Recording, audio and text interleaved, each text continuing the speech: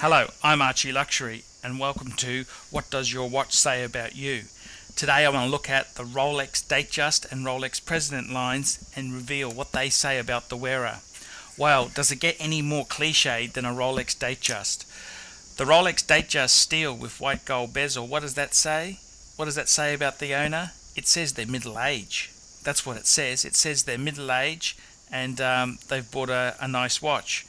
I'm a great fan of the Rolex DateJust, but I'm afraid you can't do much to avoid that cliche.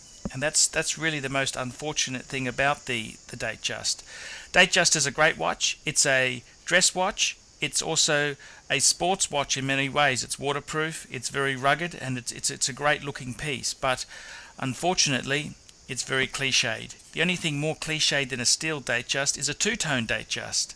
And what does that say? That says you're middle age.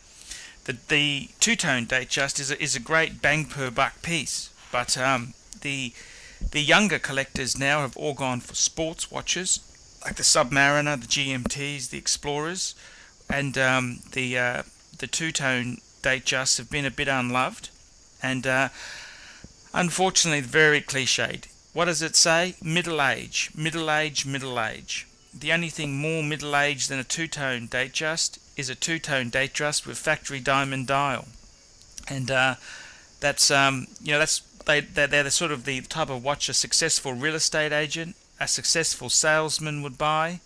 It's not really someone who's saved the world or invented a cure to a disease.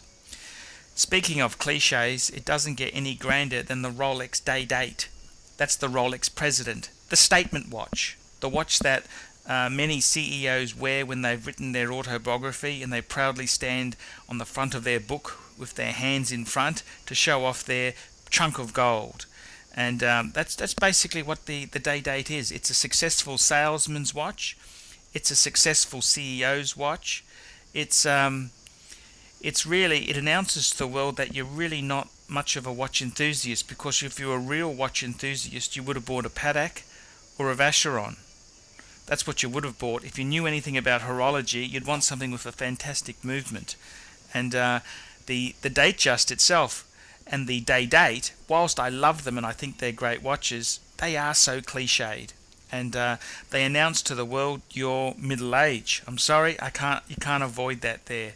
The DateDate's been a great statement watch used over the years, and I personally, that's the reason I chose a Patek, was because I didn't want to be a cliched statement. And I'd much rather have a watch which someone appreciated for being a great piece of horology than just a big gold chunk on my wrist there.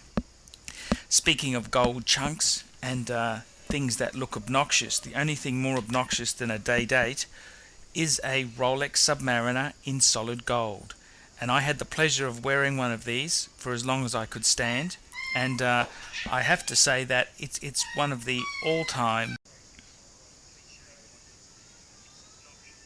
It's loud, it's heavy, it's gold, and it stands out like dog's balls.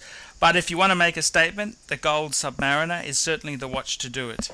The DateDate is certainly a stunner, and if you want to be a shouting violet, the DateDate or the gold Submariner are certainly two ways to attract attention and to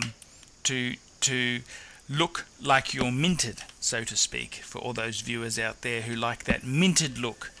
The other carry on from these watches is the female versions, and the two-tone DateJust applies to middle-aged women.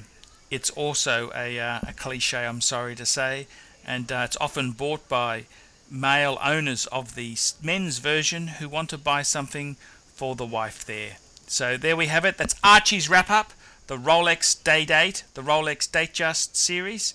Tell me what you think. I'm ArchieLuxury.